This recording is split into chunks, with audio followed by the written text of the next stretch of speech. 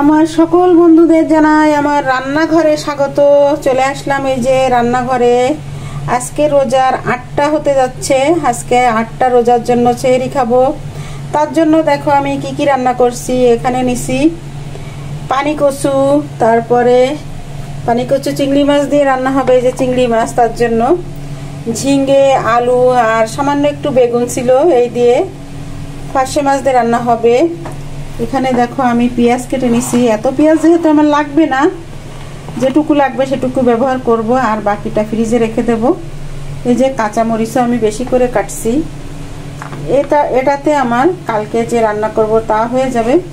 সব মশলা কিন্তু আমার লাগবে না, যেটুকু লাগবে সেটুকু দেব আর বাকিটা রেখে দেব। চলো তাহলে বন্ধুরা রান্না শুরু করি। আর ওখানে দেখো আমার লাড্ডু বসে আছে। লাড্ডু বসে আছে, একজনকে আক্রমণ করবে তাই। এই যে দেখো রিমি বসে আছে। রিমিকে লাড্ডু একদমই সহ্য করতে পারে না, তার জন্য ওকে আক্রমণ করার জন্য বসে আছে। আর এই যে দেখো লাড্ডু সর, লাড্ডু সরো। এ দেখো আমি চুলায় কড়াই দিয়ে দিলাম। তো কড়াইতে কিন্তু একটু তেল আছে। এই তেলটা হচ্ছে মেয়ে ডিম ভেজে খেয়েছিল কালকে, তো এই তেলটা আমি ঢেকে রেখে দিয়েছিলাম। এখন এই তেলের ভিতরে কচু শাকটা দিয়ে রান্না করে নেব। কচু শাকটা আর কি সিদ্ধ করব। চলো তাহলে এই তেলের ভিতরে আমি কচু শাকটা দিয়ে দিচ্ছি।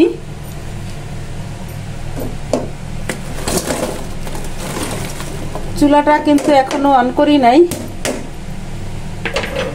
ওদিকে আবার চাল ধোয়া আছে, ভাত বসায় দেব। চুলাটা এখন অন করে দেব আর এর ভিতরে কাঁচামরিচ, হলুদ, লবণ দিয়ে দেব।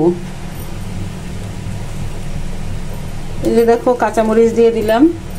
কাঁচামরিচের পরিমাণটা একটু বেশি দেব কচু শাকে। আর দেব লবণ।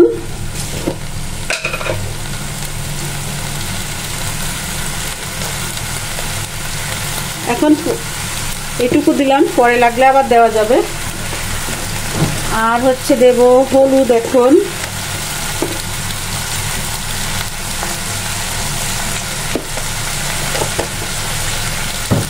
বন্ধুরা সামান্য একটু পানি দেব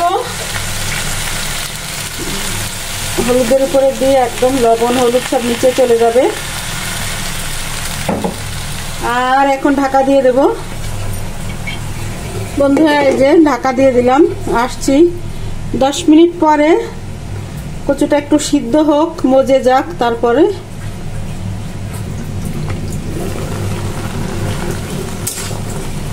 যে এখন আমি একটু নেড়ে দিচ্ছি। দেখো কতটা পানি, আমি একটু সামান্য পানি দিছিলাম।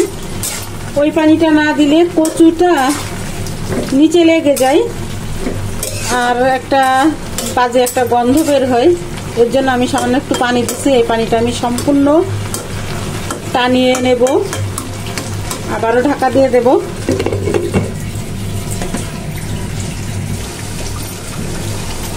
দেখো একদম এক কড়াই কচু শাক কতটুকু হয়ে গেছে, একেবারে কমে গেছে, আরো কমে যাবে।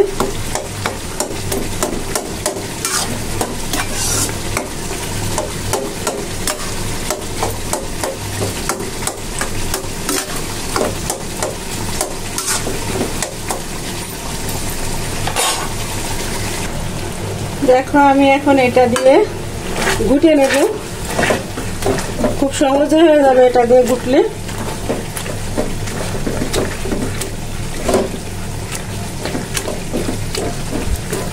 এটা হচ্ছে আলু ম্যাশ করতে হয়, তো এটা দিয়ে সবকিছু করা যায়, ডালও ম্যাশ করা যায়। এই যে দেখো আমি কচু শাক ম্যাশ করে নিচ্ছি।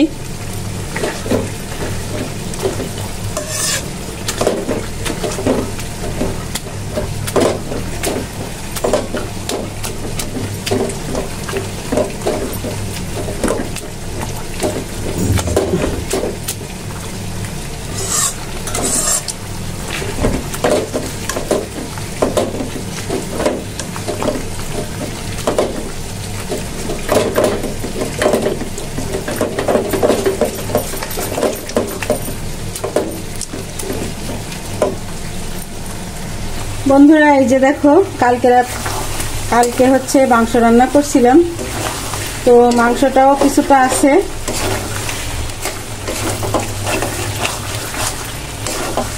আজকে একেবারে শুকনা শুকনা করে নিলাম। বন্ধুরা, আমার কিন্তু কচুটা প্রায় সিদ্ধ হয়ে গেছে। আর আমি চিংড়ি মাছগুলো অন্য একটা কড়াইতে এই যে সিদ্ধ করে নিছি, জাল করে নিছি। এখন এর ভিতরে মিশিয়ে দিচ্ছি।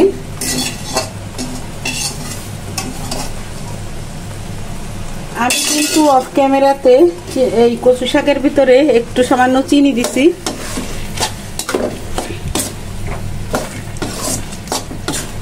এখন একটু নেড়ে চেড়ে তারপরে তুলে নিয়ে বাগার দেব। রসুন, পেঁয়াজ, একটু গোটা জিরা, তারপরে একটু তেজপাতা, এগুলো দিয়ে বাগার দিয়ে দেব।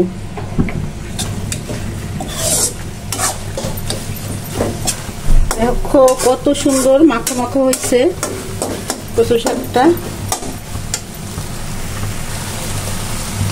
এখন আমি চুলার জলটা অফ করে দিয়ে তারপরে বাগার দেব। আর কচু শাকটা এই যে একটা বাটিতে তুলে নিচ্ছি।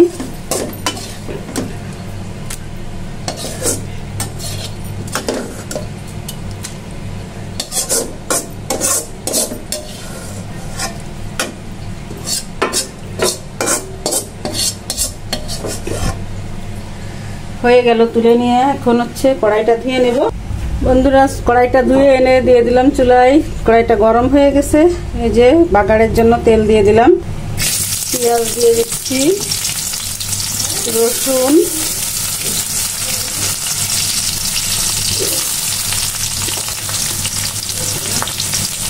জিরাটা আগে দিলে ভালো হতো, পরে দেওয়া হয়ে গেল।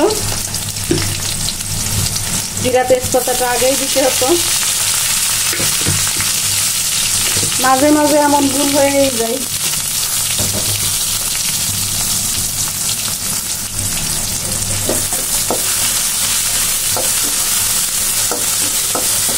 কচু শাক সবসময় রাঁধুনি দিয়ে বাগার দিতে হয়, তাহলে বেশি ফ্লেভারটা ভালো হয়। কিন্তু আমার ঘরে রাঁধুনি নেই, এর জন্য দিতে পারলাম না।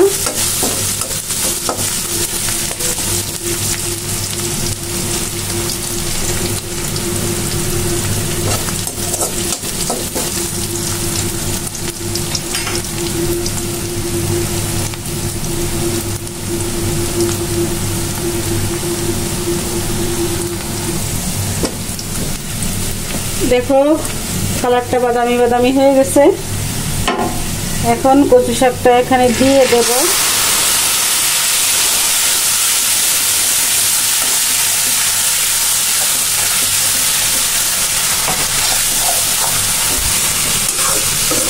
যেটুকু পানি ভাব আছে এখন এটাকে একদম শুকিয়ে নেব, তাহলেই হয়ে যাবে কচু শাক গোটা।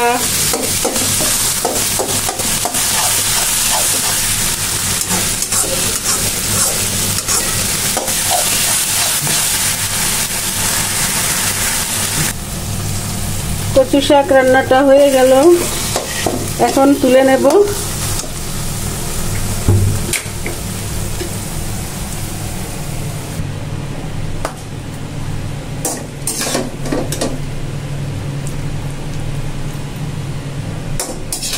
বন্ধুরা, কচু শাকটা কিন্তু অসম্ভব সুন্দর হয়েছে। তোমরাও কমেন্ট করে বলবে কেমন হলো কচু শাক রান্না।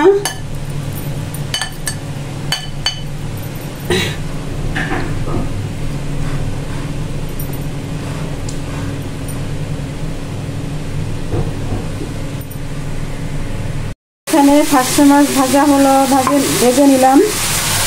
আর এখানে দেখো ঝিঙ্গে, আলু আর ঝিঙ্গে দিয়ে একসাথে কষাচ্ছি। এরপরে গরম পানি করে রাখছি, গরম পানিটা দিয়ে দেব।